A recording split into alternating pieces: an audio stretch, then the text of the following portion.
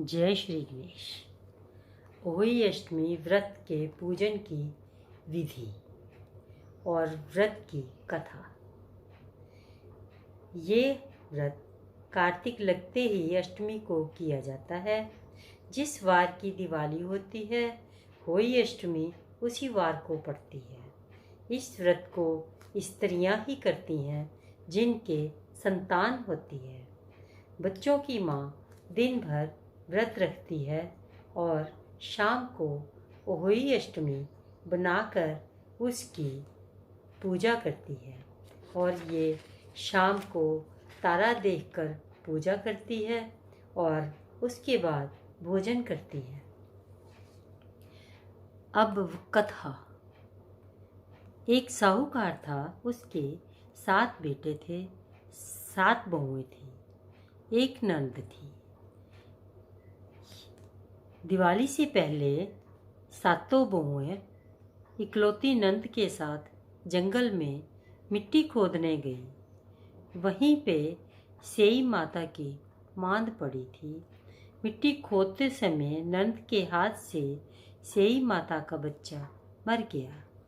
स्याऊ माता बोली कि अब मैं तेरी कोख बांधूंगी, तूने मेरे बच्चे मार दिए हैं।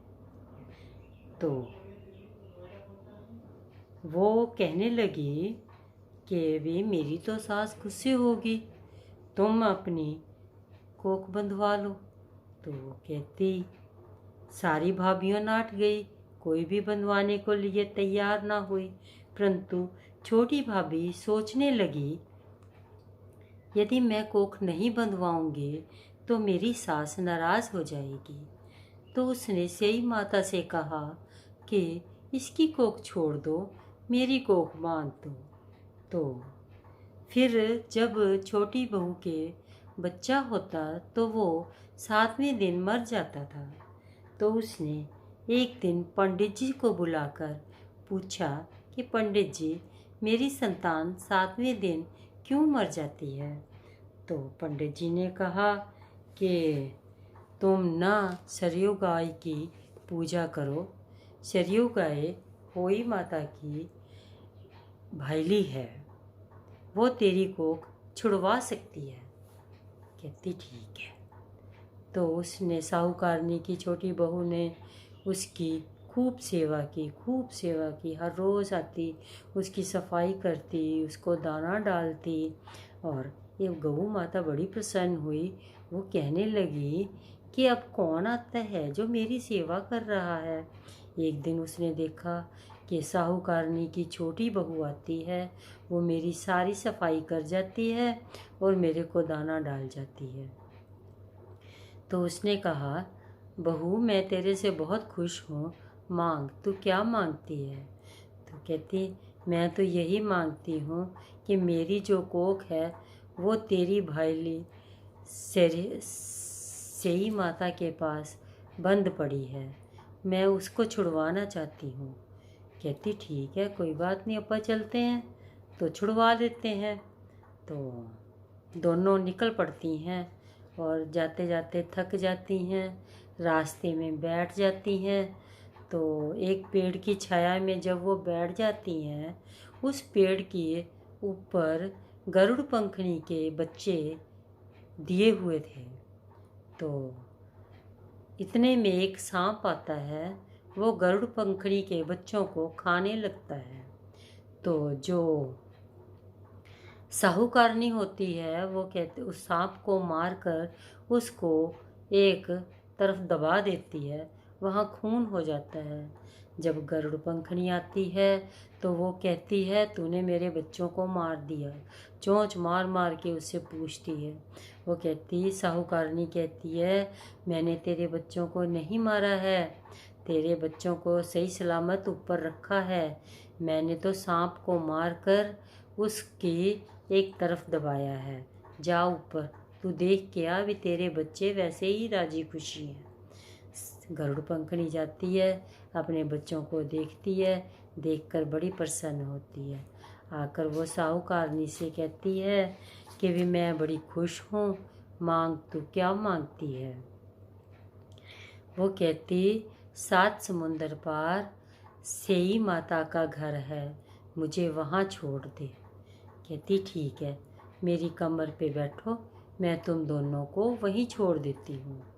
वो उसकी कमर पे बैठ जाती हैं, वो उसको सेई माता के घर पहुँचा देती हैं।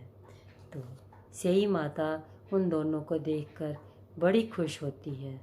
वो कहती है कि वाह, आज तुम दोनों कैसे आई और ये कौन है? तो वो कहती ये साहूकारनी की छोटी बहू है, ये मेरे साथ आई है। कहती तू साहूकारनी की छोटी बहू है तो तू मेरे सिर में ना एक सिलाई फेर दे, मेरे सिर में ना बहुत जूं पड़ी है। वो कहती ठीक है।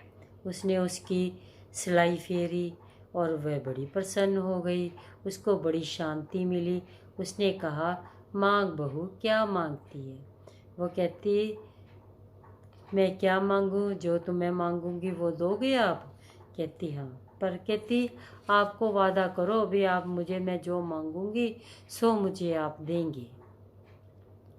तो उसने कहा ठीक है, मैंने वादा किया, तू जो मांगेगी मैं तेरे को दूंगी, अगर ना दूं तो मैं धोबन की कंकड़ी हूँ। कहती ठीक है।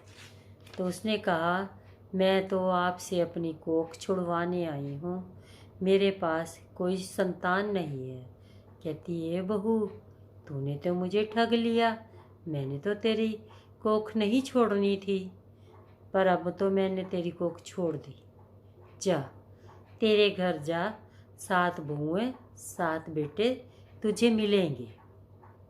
कहती ठीक है, अब तू एक काम करना, 7 कढ़ाई करना, 7 उजामन करना।